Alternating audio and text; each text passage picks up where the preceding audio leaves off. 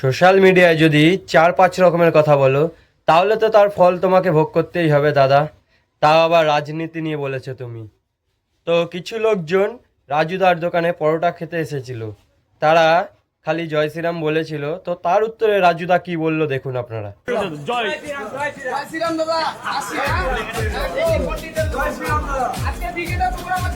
জয় মা, জয় মা, জয় মা, জয় মা।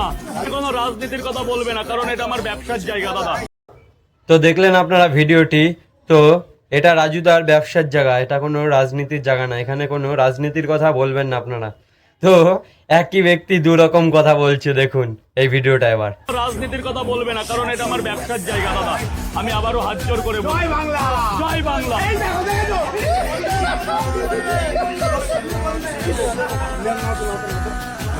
জয় বাংলা, জয় মামাটি মানুষ, জয় মমতা ব্যানার্জি। কি সবচেয়ে উপরে আমাদের জননেত্রী মমতা ব্যানার্জি আছে। তো ভিডিওটি আপনারা দেখলেন।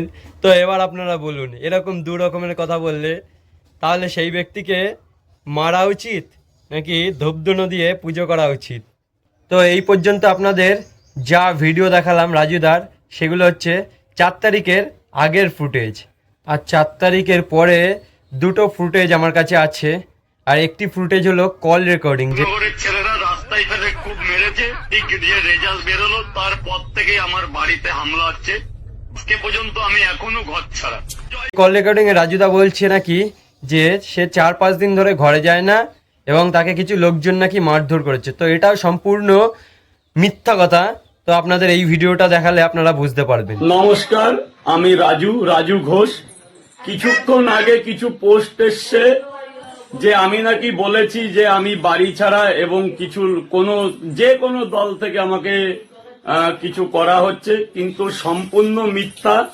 আমি বাড়িতেই আছি, আমি ভালো আছি, আমি সুরক্ষিত আছি। তো দেখলেন আপনারা ভিডিওটি। এবার বলুন তো আপনারা শুরু থেকে শেষ পর্যন্ত এই রাজুদা কটা মিথ্যা কথা বললো। ভাই সাহেব, এরকম ডুপ্লিসিটি ও জালি লোক আমি আগে দেখিনি। আর এর বাড়ি কিনা আমাদের গুমাতে। হ্যাঁ, আপনারা অনেকে জানেন যে এর বাড়ি গুমাতে, আবার অনেকে জানেন না। এর বাড়ি হচ্ছে গুমা কালীনগরে। আরে যাচ্ছেন কোথায়? একটুখানি দাঁড়ান, লাস্টে আর একটুখানি সামান্য টুইস্ট আছে, সেটা দেখে যান আর ভিডিওটা বেশি করে শেয়ার করে যান।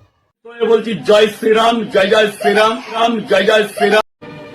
आज यही बात तो हम तुम्हारे मुंह से सुनना चाहते थे।